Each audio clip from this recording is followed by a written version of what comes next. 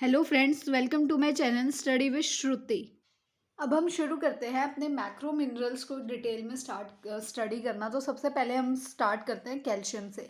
Calcium most abundant element होता है body का, और इसका जो कॉन्स्टिट्यूएंट अगर हम लगाएं तो 1.5 to 2% जो बॉडी वेट होता है अडल्ट ह्यूमन में, उस वो किससे होता है? कैल्शियम से होता है। अमाउंट की अगर हम ब्लड में कैल्शियम की अमाउंट की बात करते हैं तो ये होता है 10 mg/dl।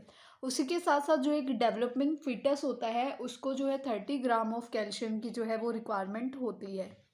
वहीं पे अगर हम देखें कि एक डायनामिक इक्विलिब्रियम होता है कैल्शियम का हमारे ब्लड में और स्केलेटन में, ठीक है। मतलब क्या होएगा कि स्केलेटन में और ब्लड में क्या होता है, इनका एक इक्विलिब्रियम जो है वो चलता रहता है। फंक्शंस की अगर हम बात करें तो प्रॉपर स्ट्रक्चर और प्रॉपर जो फंक्शन होता है बोन्स और टीथ का, उसके लिए जो है ये बहुत नेसेसरी होता है, या हम कह सकते हैं इंपॉर्टेंट होता है। उसके साथ साथ ये रेगुलेट करता है जो भी कॉन्ट्रैक्शन या रिलैक्सेशन होता है मसल्स का, और इसमें जो हमारी हार्ट मसल्स वगैरह हैं वो सारी इंक्लूड होती हैं। उसके बाद जो भी ब्लड क्लोटिंग होती है उसके लिए एक एड की तरह ही काम करता है। ये रोल, इसका एक रोल होता है जो सेलुलर मेटाबॉलिज्म होता है उसमें।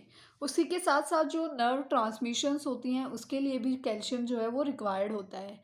उसी के साथ साथ जो सेल मेम्ब्रेन की परमेबिलिटी होती है, यानी कि जो ये परमिशन देता है, एक इसकी जो हम कह सकते हैं ना कि एक इसकी करेक्टराइज्ड है, एक इसकी कैरेक्टरिस्टिक है कि ये क्या करता है कि किसी भी मॉलिक्यूल्स को या माइक्रो ऑर्गेनिज्म को ये एंट्री नहीं देता है। ओनली कुछ ही ऐसे जो होते हैं जिनको ये परमिशन देता है कि एंट्री कर सकता है वो सेल मेम्ब्रेन के इनसाइड, और वो सेल में जा सकता है।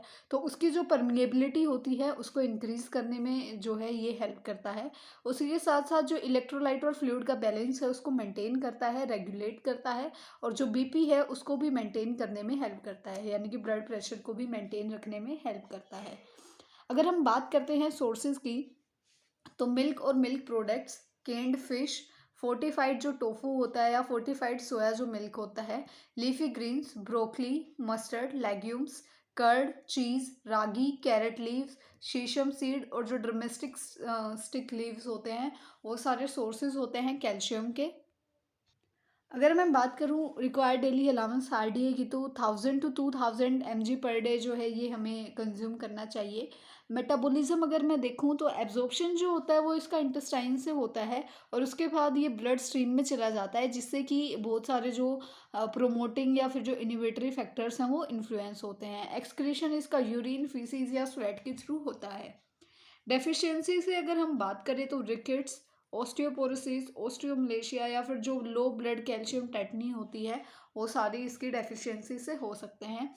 टॉक्सिसिटी की अगर हम बात करते हैं तो जो टिंगलिंग ऑफ फिंगर्स, ठीक है, मतलब फिंगर्स में से टिंगलिंग इफेक्ट जो है वो देखने को मिल सकता है।